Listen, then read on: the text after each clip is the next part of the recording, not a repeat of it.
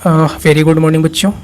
इस वीडियो में आप डी एंड एफ लॉग के ट्रिक्स देखोगे। वो भी बहुत ही एक्सलेंट ट्रिक्स बनाए गए हैं। इस ट्रिक्स को बनाने में एटलीस्ट हमको 1 वीक्स लग गए हैं टाइप करवाने में। तो आप इसको लास्ट तक जब देखोगे तो इसको बेनिफिट आप खुद देख लोगे। इसके बेनिफिट ये रहेंगे कि आपके सीबीएसई बोर्ड के पीवाईक्यू निकल रहे होंगे, आपके नीट के पीवाईक्यू और जेई के पीवाईक्यू आप सॉल्व कर पा रहे होंगे। और आपको ये जो चैप्टर बोरिंग लगता है D and F block elements का जो चैप्टर है 12th का, ये थोड़ा सा आपको बोरिंग लग रहा होगा, जो वो आपको इतना बोरिंग नहीं लगेगा। लगभग 80 से 90% चीज़ें आपको बोरिंग नहीं लगेंगी, क्योंकि इसमें बहुत ही ज़्यादा एक्सीलेंट ट्रिक्स हमने चूज करके यहाँ पे रखे हैं। आपको ये पीडीएफ टेलीग्राम लिंक पे मिल जाएगी। तो पहला ट्रिक्स है 3D सीरीज के मेटल को मेमोराइज करने का, न्यूमोनिक्स जो है। तो 3D सीरीज आप कैसे याद रख सकते हो? जिसको याद है, जिस बच्चे को याद है वो न्यूमोनिक्स के चक्कर में नहीं पड़ेगा। जिस बच्चे को नहीं याद है वही न्यूमोनिक्स देखेगा। न्यूमोनिक्स क्या है? Scary tiny villager cried mainly for coneys cute zebra. जिसको याद है scandium, titanium, vanadium, chromium, manganese, iron, cobalt, nickel, copper, zinc, वो न्यूमोनिक्स के चक्कर में न्यूमोनिक्स में नहीं पड़ेगा। वो मच बेटर है। ठीक है, तो इस यहाँ से आप याद करोगे ऐसे। ऐसे ही आप 4D सीरीज के मेटल को याद कर पाओगे। ट्रिक्स से न्यूमोनिक्स से 4D सीरीज का है yummy, zebra, nuggets, make, technician, ruin, pedals, almost, coolie. 5D series का भी ऐसे आप याद कर पाओगे। बट इससे क्वेश्चन बहुत ही रेयर आते हैं। मतलब आपसे तो नहीं पूछेगा ना कि इससे मेटल का नाम बता दो, इस सिंबल देके।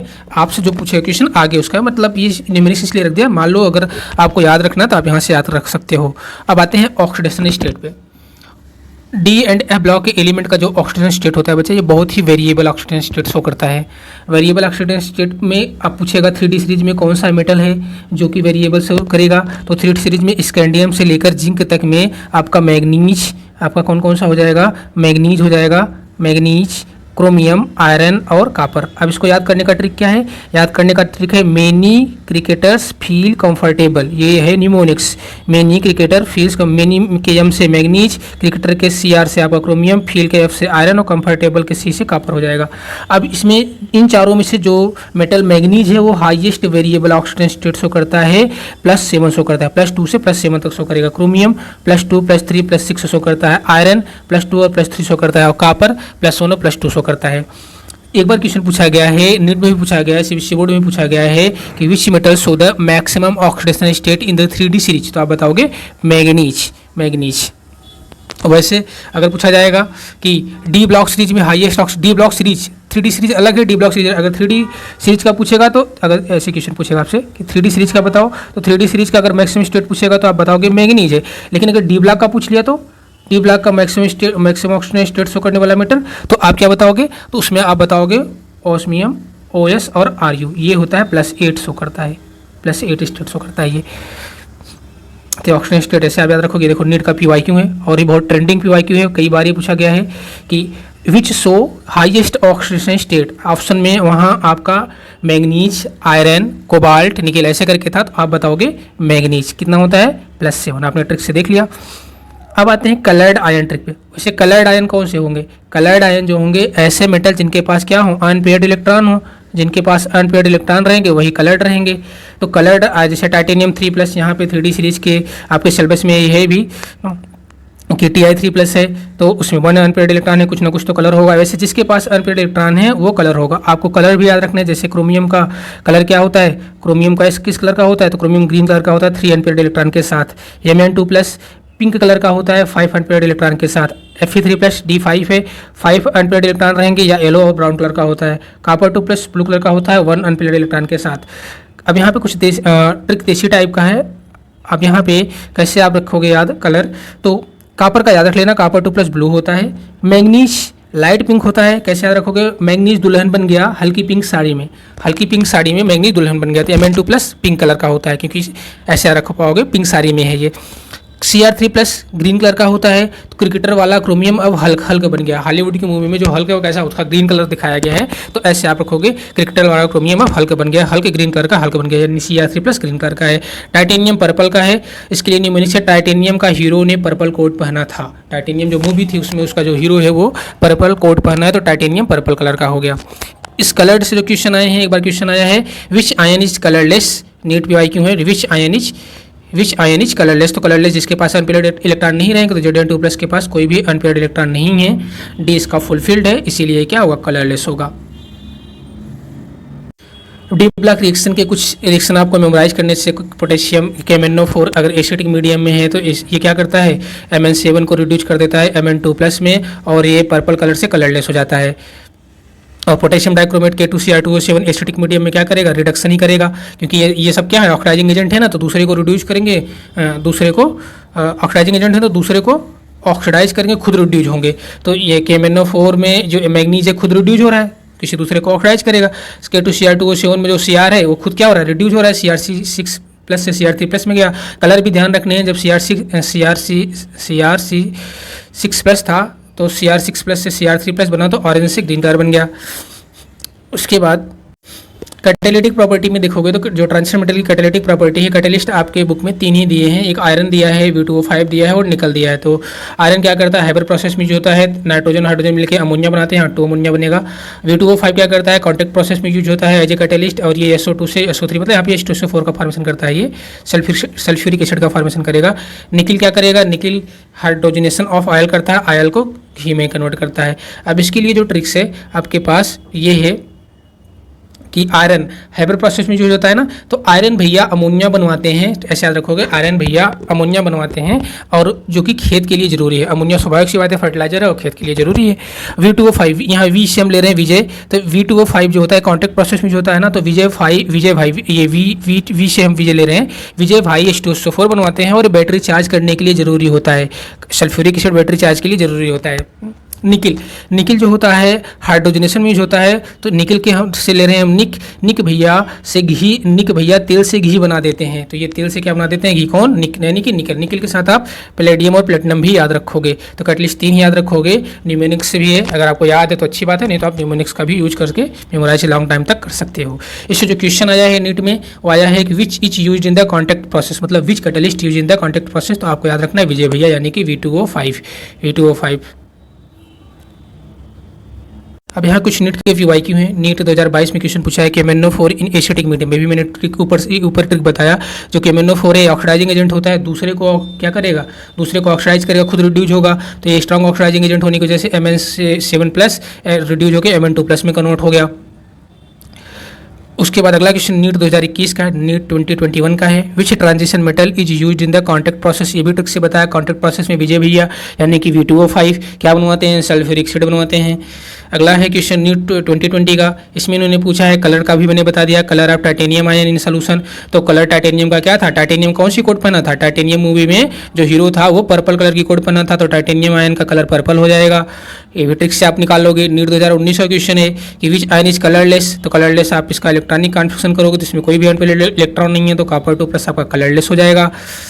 अच्छा एक मिनट, सॉरी, कॉपर 2+ नहीं, इसमें ऑप्शन दिया है कॉपर 2+, आपको चेक करना टाइटेनियम 3+, Sc3+ और क्रोमियम 3+। तो आप Sc3+ का चेक करोगे तो स्कैंडियम का कितना होता है, स्कैंडियम का जो होता है 21 होता है।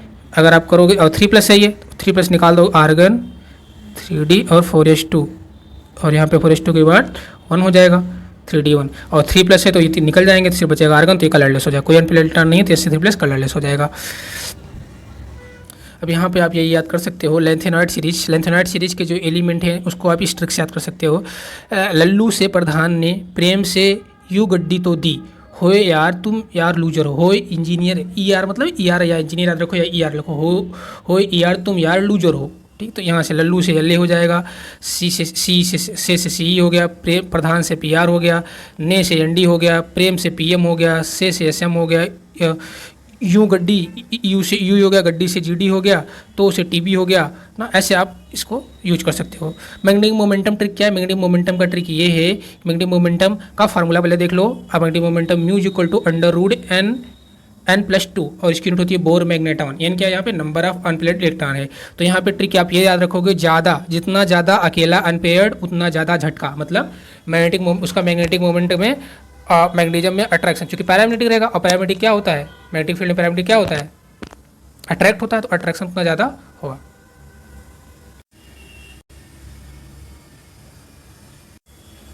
ये क्वेश्चन है नीट 2018 का। इन्होंने पूछा लेंथेनॉइड कंट्रैक्शन कॉज, तो क्या कॉज करता है, ये एटॉमिक रेडियाई को सिमुलेट कर देता है, जैसे जेड-आर और एच-एफ की एटॉमिक रेडियाई सिमिलर हो जाती है due to lanthanoid contraction.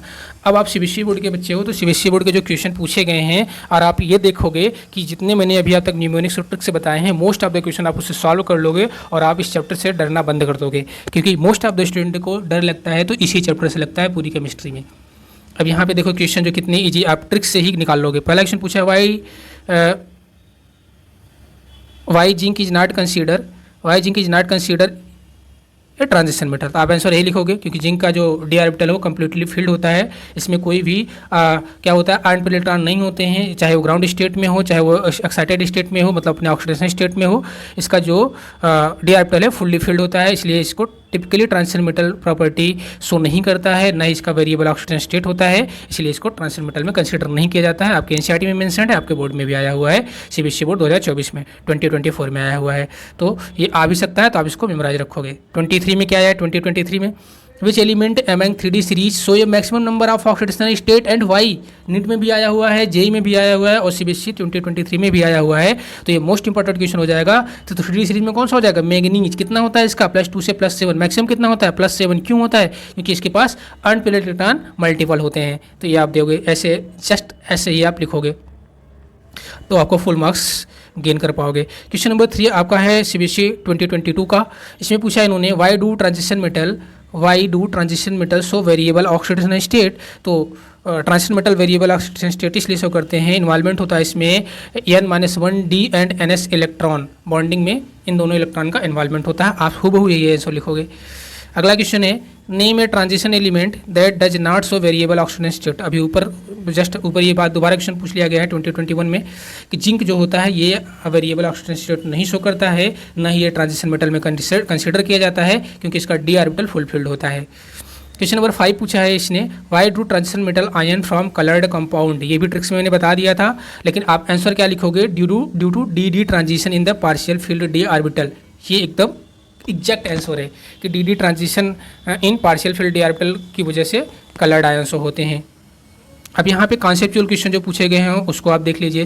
Conceptual question में ये है कि copper ion is unstable in aqueous solution why. इन्होंने कहा है कि क्यों। तो कॉपर आयन अनस्टेबल होता है, अनस्टेबल इन एक्वस सोल्यूशन में होता है, क्यों। तो इसका आंसर आप क्या लिखोगे, copper ion is unstable because is undergo the disproportionation. तो कॉपर जो होता है, कॉपर आयन जो होता है, कॉपर प्लस कॉपर 2+ में भी जाता है और कॉपर में भी जाता है, मतलब +1 से A+2 में भी जा रहा है, मतलब ऑक्सीडेशन भी हो रहा है, +1 से 0 स्टेट में भी जा रहा है, यानी कि रिडक्शन भी हो रहा है। ये डिस्प्रोपोर्शन शो कर रहा है। यहाँ पे जो कॉपर 2 है मोर स्टेबल है due to greater hydration enthalpy. बच्चे ये एनसीईआरटी एग्जाम्पल का भी क्वेश्चन है और आपके सीबीएसई 2023 में भी आया है और ये कॉन्सेप्चुअल क्वेश्चन है, तो आप थोड़ा ध्यान रखना इस चीज़ को। अगला क्वेश्चन है why does chromium have electronic configuration 3d5 4s1 instead of argon 3d4 4s2। तो ये तो क्रोमियम आपको एज ए एक्सेप्शन याद कराया जाता है कि क्रोमियम आपका जो है क्रोमियम और कॉपर एज ए एक्सेप्शन याद कराया जाता है ना। क्रोमियम में क्या होता है, आर्गन 4s1 और 3d5 होता है, और कॉपर में क्या होता है, आर्गन 4s1 और 3d10 होता है। तो ऐसा क्यों है कि ये इसका एक्सेप्शन क्या मतलब इसका रीजन क्या दोगे, तो half filled D5 configuration give the extra stability. देखो बच्चे, अगर half filled D configuration, half filled का मतलब जैसे कि ये D5 है, 1 2 3 4 और ये 5, ये हाफ फील्ड है, और हाफ फील्ड अगर कॉन्फिगरेशन है तो ये एक्स्ट्रा स्टेबिलिटी प्रोवाइड करता है। आगे भी ये भी लाइन आपको लिखना, due to the symmetrical distribution and exchange energy. यही रीजन है कि आर्गन का क्रोमियम का जो एक कॉन्फिगरेशन होता है 3d5 4s1 होता है, बजाय कि 3d5 4s2 के।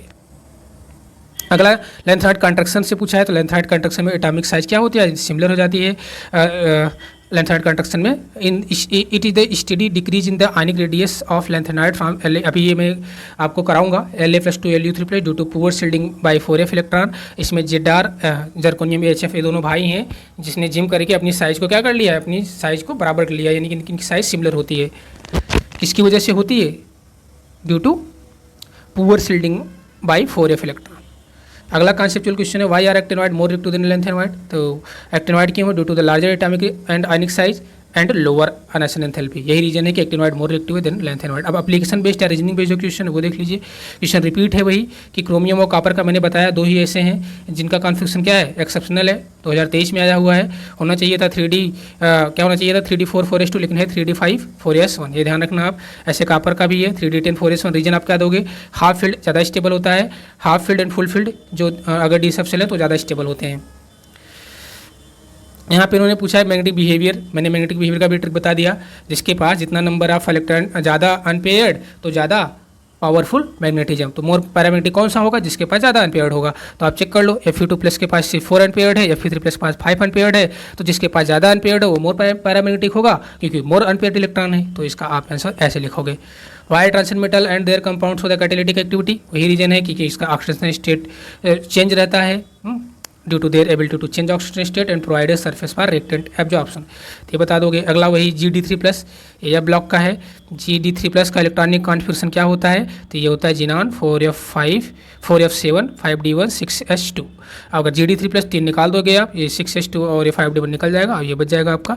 स्टेबल है क्योंकि जो f ऑर्बिटल होता है उसमें मैक्सिमम f सबसेल होता है, उसमें मैक्सिमम 1 2 3 4 5 6 7। ये हाफ फील्ड है तो ये स्टेबल कॉन्फिगरेशन हो जाएगा। अब यहाँ पे जो लास्ट 5 ईयर में CBSE PYQ के ट्रेंडिंग क्वेश्चन है, जहाँ से क्वेश्चन ज़्यादा पूछे गए हैं उसके टेबल है, ज़्यादा क्वेश्चन कहाँ से पूछे गए हैं। तो 2024 में जो क्वेश्चन पूछा गया था इस चैप्टर से, वो पूछा गया था कहाँ से, 2024 में जिंक नार ट्रांजिशन पूछा गया था, 1 मार्क्स का था, MCQ था। 23 में पूछा गया था मैग्नीज ऑक्सीडेशन स्टेट, मैग्नीज का ऑक्सीडेशन स्टेट कितना होता है, तो मैक्सिमम +7 होता है। और कॉन्फिगरेशन भी पूछा गया था क्रोमियम कॉपर का, तो 2 क्वेश्चन आया था इससे, एक शॉर्ट एक लॉन्ग आंसर आया था। 2022 में क्या पूछा गया है, क्रोमियम का इलेक्ट्रॉनिक कॉन्फिगरेशन पूछा गया था, और Fe2+ और Fe3+ का मैग्नेटिज्म बताना था, जो कि कॉन्सेप्चुअल क्वेश्चन था, मैंने बता भी दिया। 21 में लैंथेनोइड कॉन्ट्रैक्शन से आया था, ZrHF दोनों का सिमिलर रेडियाई होता है, कैटालिस्ट से पूछा गया था, एक शॉर्ट और एक लॉन्ग था। 20 में क्वेश्चन आया था कलर्ड आयन से, कौन सा कलर्ड आयन होगा, जिसके पास अनपेयर्ड इलेक्ट्रॉन रहेगा। Gd3+ कॉन्फिगरेशन पूछा गया था, ये मिक्स्ड टाइप का क्वेश्चन था।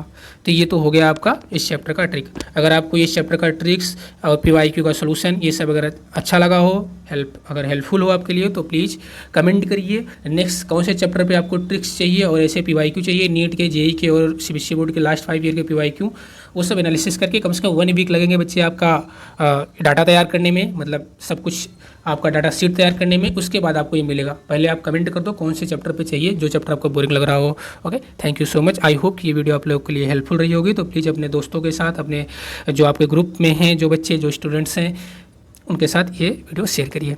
Thank you so much.